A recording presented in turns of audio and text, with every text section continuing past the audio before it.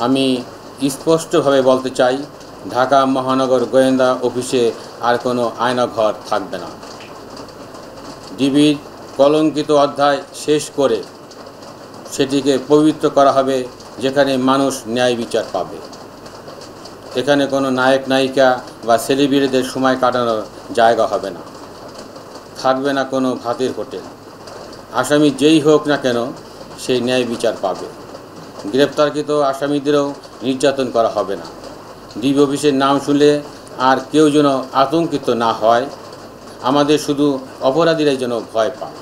আমি যতদিন ডিবি প্রধানের দায়িত্ব পালন করব, ন্যায়নীতি, পেশাদারিত্ব ও সততার মধ্য দিয়ে দায়িত্ব পালন করার চেষ্টা করব ইনশাল্লাহ।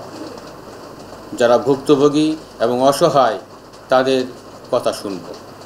তাদেরকে কিভাবে আইনগত সহযোগিতা করা যায় সেটি দেখব। ডিবিকে মানুষের আস্থা ও ভালোবাসার স্থান হিসেবে প্রতিষ্ঠিত করতে চাই।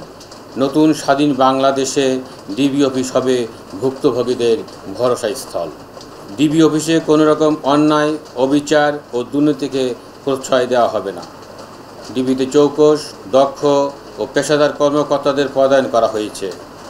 তাদের সঙ্গে সমন্বয় করে ডিবিকে পুনর্গঠন করে ডিবির ভাবমূর্তি উজ্জ্বল করতে যা যা করণীয়, সেভাবে আমরা কাজ করে যাচ্ছি। আশ্বস্ত করে বলতে পারি, সরকার আমাকে যতদিন এই পদে রাখবেন, ততদিন সার্বিকভাবে যে সকল কাজ আইনানুগভাবে হওয়ার কথা, আমি সেভাবেই করে যাব ইনশাল্লাহ। সাধারণ মানুষ যেন সুবিচার পায়, অন্যায় জুলুম থেকে বাঁচতে পারে, সেটি নিশ্চিত করা হবে। এমনকি আমিও আইনের ঊর্ধ্বে নই।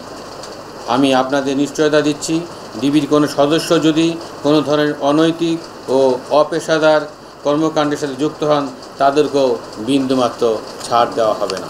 দুর্গাপুজো উপলক্ষে সারা দেশের মতো ঢাকা মেট্রোপলিটন এলাকায়ও নিশ্চিদ্র নিরাপত্তা ব্যবস্থা গ্রহণ করা হয়েছে।